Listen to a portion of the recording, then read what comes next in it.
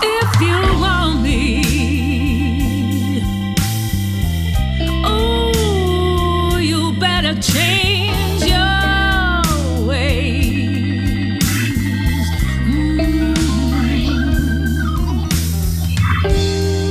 Oh, if you need me, really need me, oh, you better get down on your knees and pray.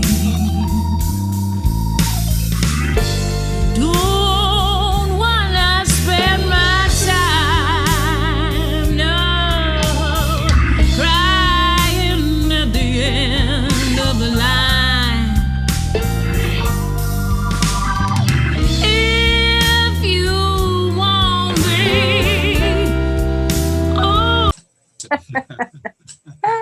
Now, tell me about Shine Like the Moon. What I was going to do is to go through the album track by track. Every song has got a story, hasn't it? Unless you're doing covers, there's a story behind every song. So perhaps you can go through the album in sort of fairly brief style, if you like, as long as you've got the patience to do so.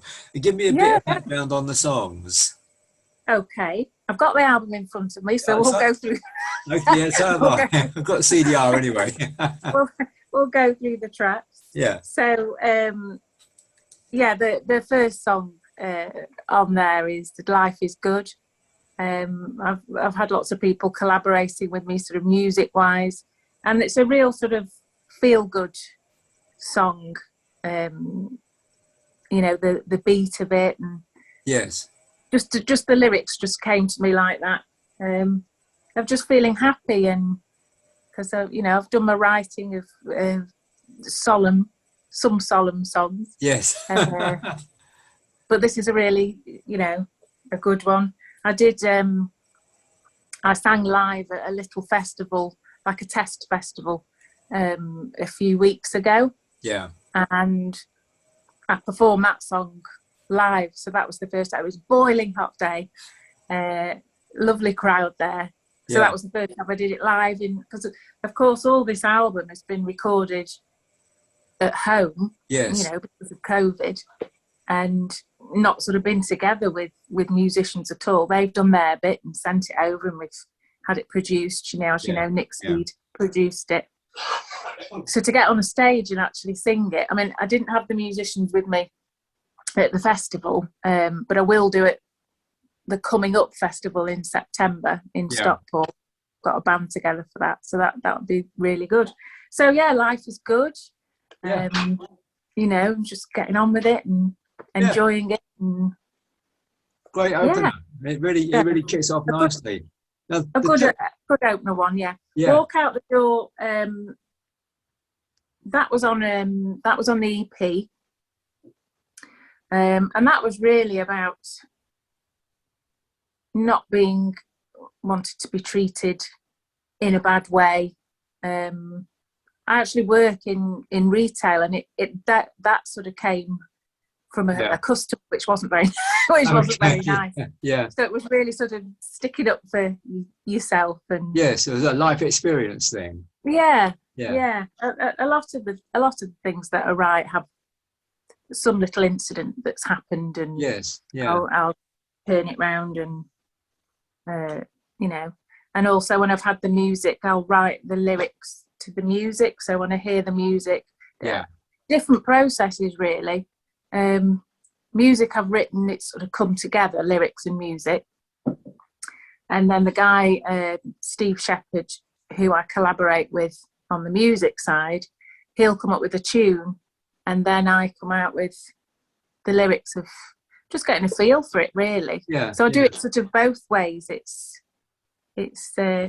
just see what comes out, lyrically.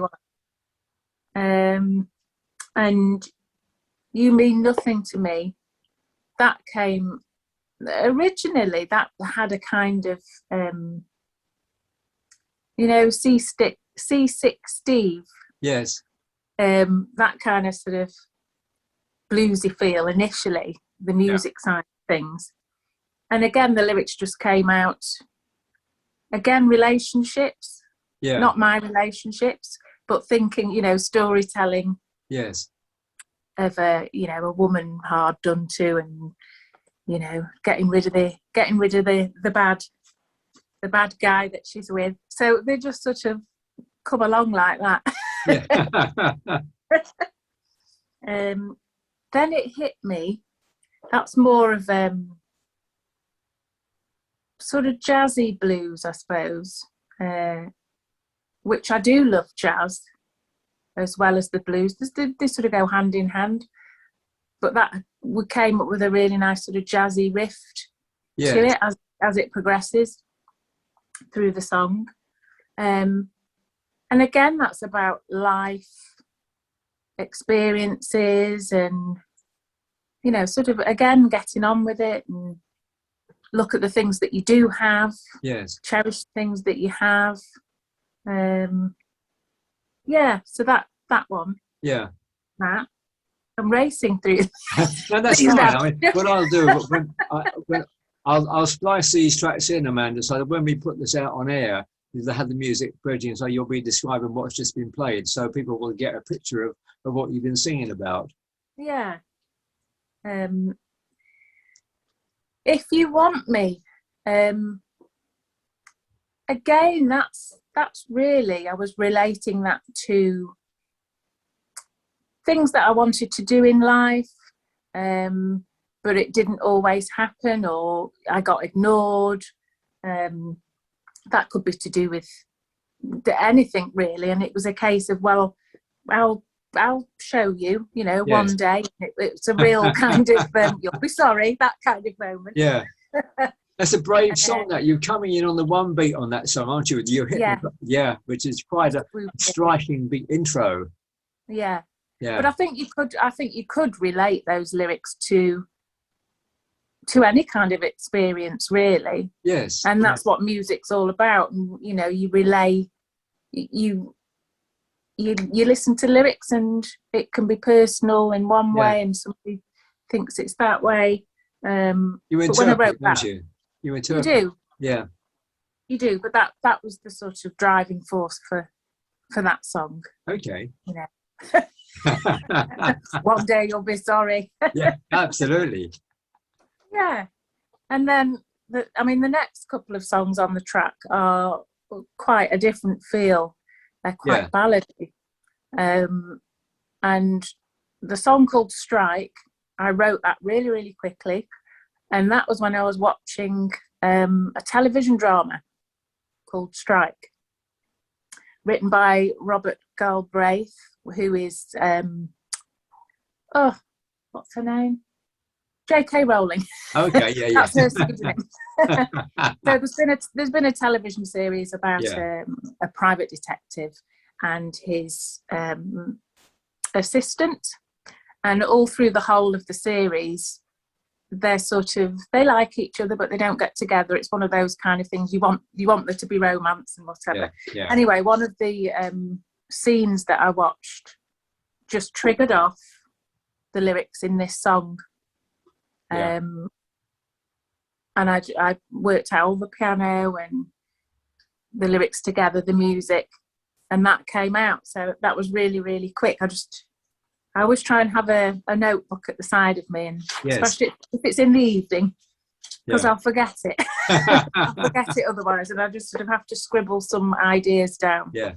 So all the best songwriters say that, you know. Yeah, otherwise it goes. Or if you have a melody, I use my little voice recorder a lot. If I have a melody, just to put it, because it just goes. So that's where that came from, and I love all different genres of music. I mean, this one is predominantly blues, but you know, I love all the jazz and the ballads and musical theatre and all that sort of thing. So it's whatever sort of comes out. Yeah. So that was Strike. Yes. Coffee Cup. Coffee Cup, that was written about homelessness. And I can't remember how long ago it was. We were in lockdown, but I did do an online festival, which was Musicians Against Homelessness. And that was one of the songs that I sang in my set. So it is about, you know, we just walk about and we might see somebody sat down begging. Yeah. And a lot of the time, you know, we just walk past, or we just go, you know, are you all right? And just leave it at that. And we do actually know somebody where we live, and he has a little coffee cup, and that's what he collects his money in. Okay. So it all sort of came together, and just showing feelings really of just how easy it is just to walk past and just ignore it, and we shouldn't ignore it. Yeah. So again, that song came out, sat at my little keyboard, and got a little melody together for it. And I hope the sentiment comes across when you hear it. I had to play it again this evening just to get another feel for that, Amanda, so I can relate more to the song, knowing what it's about. Yeah, I mean, you know, we're all not far away from, you know, things going wrong with your life. Losing your house or your job or whatever. So it's really just going into that side of things, really. And but if you listen to it again, hopefully you'll get it. You know, there's sort of I need to relate more behind it. It worked well for the festival as well. Wilderness, this was one of my very, very, very early songs I wrote quite a few years ago. And again, that was about sort of life choices of which way you're going to go with your career, and, you know, not sure which way to go, but again, it's sort of looking at your life and what you have. Yes. And how things are good, but it's just not knowing which direction. I'll start quoting the lyrics now. So yeah, that was something I wrote quite a long time ago, and it sort of got, when we produced it got slightly changed a little bit, slightly different feel in the production side of things. But yeah, it's, again, that's sort of at a crossroads of where are you going and what you're doing, sort of thing. Yeah. Life philosophy songs. It is. Yeah. I'm very deep, you know, very deep. I think you have to be a songwriter, Amanda. It's one of those things. You need to have a diversity of mind, of thought, that you can actually write words, that put words together rather than just moon dune type stuff. And it's also hearing the music as well. It's what sort of conjures up, you know, that story that's there from how that music makes you feel, because that's what music's about. It taps into your emotions, and you know, it's what you think of the story behind it as well, and if you can relate to it. So coming on home again, that when I first heard that music, it was that melody. It just had that feeling of as if you were sort of going home to a safe place. You know, you jump in your car and that's where you wanted to be with your friends and your family. And it was just that journey. The whole song is the journey of, I want to get home, and that's where I feel happy. And secure. Okay. And then the final song, which very, very close to my heart, Spirit, that was written, I think we talked about it last time I spoke to you. I lost my sister 6-7 years ago. And this job, again, I wrote this very, very quickly. I was just in the shower, and it all just came together, sort of that kind of gospel feel, and just things I picked from our childhood. Yes.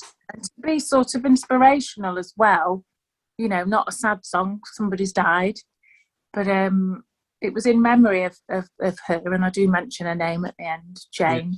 Yeah. So a very, very precious song to me. Yeah. So that's it, really. That's a good summary, Amanda. And also, from what you just said a minute or so ago, I guess as a musician, you're a working musician. I'm just one that hears what's coming out. A sequence of chords, if you're songwriting, a chord sequence or even a guitar riff can actually trigger a thought to you, can it not, in songwriting? You either get perhaps a bottleneck guitar riff, like Elmore James type thing, will trigger Yes, a it line can of do. thought. I mean, I don't play anything really. I have my little keyboard and I do quite minimal on that, but I know how to sort of do my chords and things. So yes, that does trigger off things. Yeah. And like I say, when I listen to music, that sort of brings in where am I going? What kind of story am I telling with this? What kind of feel? But yeah, definitely, like you say, chord progressions, and you can just have that little bit and then work from that. And, you know, I mean, like I say, the ballad songs I wrote, Strike and Coffee Cup, and Spirit as well, that came very, very quick. With it, because of just how I wanted how it to sound and to feel. I should go back and re-listen to the album now, and now I've got the picture of the songs. I'd already fallen in love with 2 or 3 songs particularly, but this gives me the motivation to go back again and get inside your head, as it were, on the. I knew about Spirit, because you mentioned that before. I haven't played that recently. I played it when we did the phone interview on Maritime last year, but I haven't played it since. But that's certainly revisiting. And also, I think just the concept of lyricism, you're writing with creative words. You're a songwriter, as a poet, as has been found with people like Bob Dylan and Smokey Robinson, who have been noted as being poet-songwriters. But your way with words is one where you capture the ear, Amanda. Have you? What's been your influence in that? Is it something you've derived from artists you've heard as you've been growing up? And how does it knit in with what do you play on the record to relax these days? I think the way I write probably has something to do with the type of music I've listened to growing up. When I was at school, I did like writing poetry, like my English literature, and so I have that pattern of how I like to see words on a page. You know, I do like rhyming, but I do, you know, I don't just want to put yeahs in or repeat. I do like it to have a meaning and a story to it. Yes. And hopefully that comes across when I'm singing. But yeah, I like a story. Yeah. So yeah, that's how I sort of try and write things. The more I've written, the more I do have, I suppose, a sort of pattern of doing things, but it depends what the project is, really. Yes, it would. Yes. At the moment, I've got slightly different projects going on, which are a slightly different genre. It's still sort of soul-y, but almost clubby in a way, but that's something else coming up. So that's another different way of writing. To relax, for me to relax, is that what you mean? Yes, when you've got time off, Amanda time, just to sit back and do your thing. Yeah, well, I get my Spotify out, and it depends what sort of, whether I feel like I want to sort of listen to rock or, you know, 70s stuff. I mean, what I like doing is, for a bit of fun and just to sort of blast off, I'll do a cover, and I've recently done a cover of Gimme Shelter. It's something that I needed to get out my system. And I'd love to do it live. So I recorded that. It is on, I think it is on YouTube. It's on YouTube. Okay. So have a listen. Yeah. So I've done all the backing, you know, as well as the main. Yeah. So that was really good fun. Anything like that just helps me relax and sort of have fun. And but listening to any kind of music that, you know, any kind of genre, whether it's 60s or, you know, ballads or anything like that. I mean, I just love all types of music. Yeah. 80s music. I mean, that's it's surprising how many lyrics you can remember from your youth. Isn't it, Josh? And then Yeah, you're tell sort me of about it. struggling Yeah. as you Anyway, get older. we're running out of time here, so we're gonna have to. I'm gonna have to wrap this up in a second. Okay. We're talking again really soon, Amanda, because we want to go into the Spirit of Brox project a bit more, don't we? A little bit later on when you've got more Yes, done. I mean, we want people on board, like, you know, Jules Holland would be absolutely fantastic if he could interview Victor, because I mean he's got some stories to tell. He's only sort of touched on them, but it would be fantastic to have you know, to have that side for the EP, to have that, so Victor can put some history behind the songs. Indeed, just like what we're doing now, really. But that's what's. You'll have to put us in touch. I'd like to do this with Victor as well. That would be an interesting concept. Yeah. So in the meanwhile, Amanda Jane Heywood, to give you your recording name. Thanks ever so much for your time. Thanks for you, and we'll talk again really soon. Oh yeah, thank you so much, Clive. It's lovely to see you. My pleasure to meet you. I can talk again soon. Right. Bye for now. Okay. Bye. Bye. Bye.